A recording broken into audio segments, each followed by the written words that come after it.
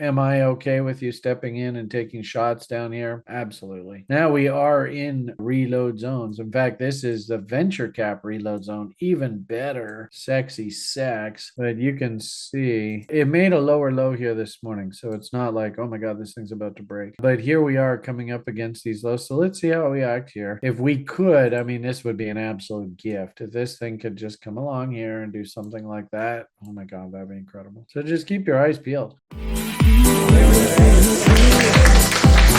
Probably expect to see the broader market a bit weaker. Let's see, does our total crypto, this high here was 2.599, side 2.595, so that's lower. 2.594, so that means if we go through this low here, that's a 3-bar fractal fail like the Ethereum there, and that low is 2527. And right now we're at 2539. So we literally have 0.01, not even 0.004.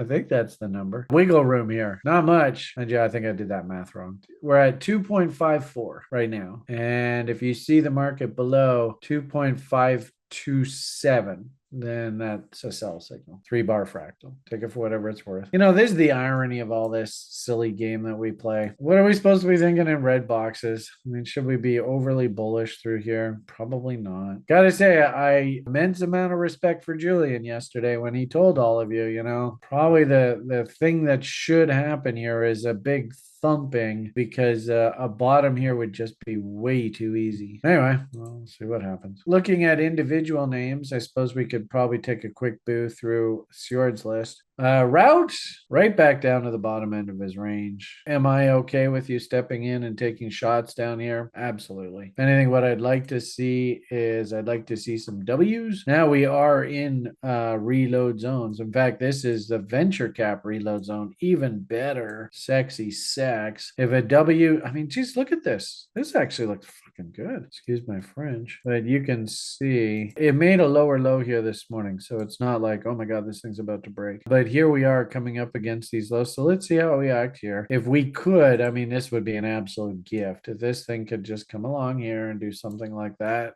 oh my God, that'd be incredible. So just keep your eyes peeled. That'll be a really interesting chart to see how that plays out. Nothing to do there just yet. If you are a little old lady, though, and you're like, you know what, Brian, I just want to come in, buy against the bottom in the range. Perfect. You know, nibbling away.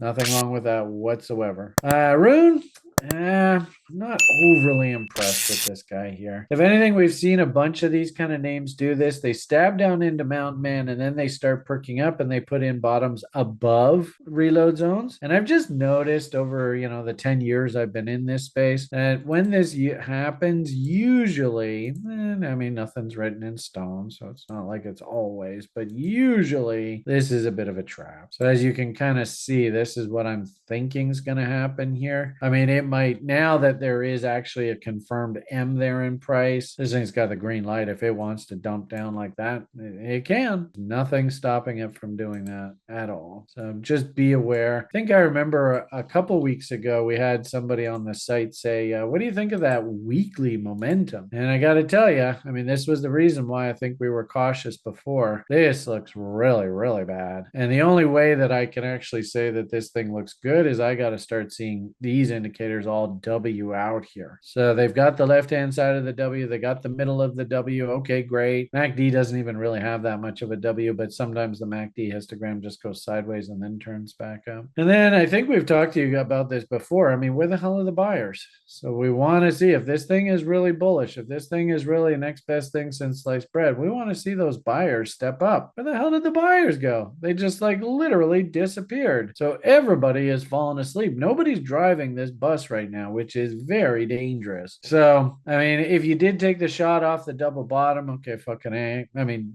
did you get at least like a 1.5 to 1 kind of idea on these rallies up top here? Maybe. Doesn't really look like it. And then now we've M'd out here. If it was me, I wouldn't be in love with this. I'd say, you know, do I really have to be long here? And if the answer is I don't have to be long, maybe it's a good idea just to hop off.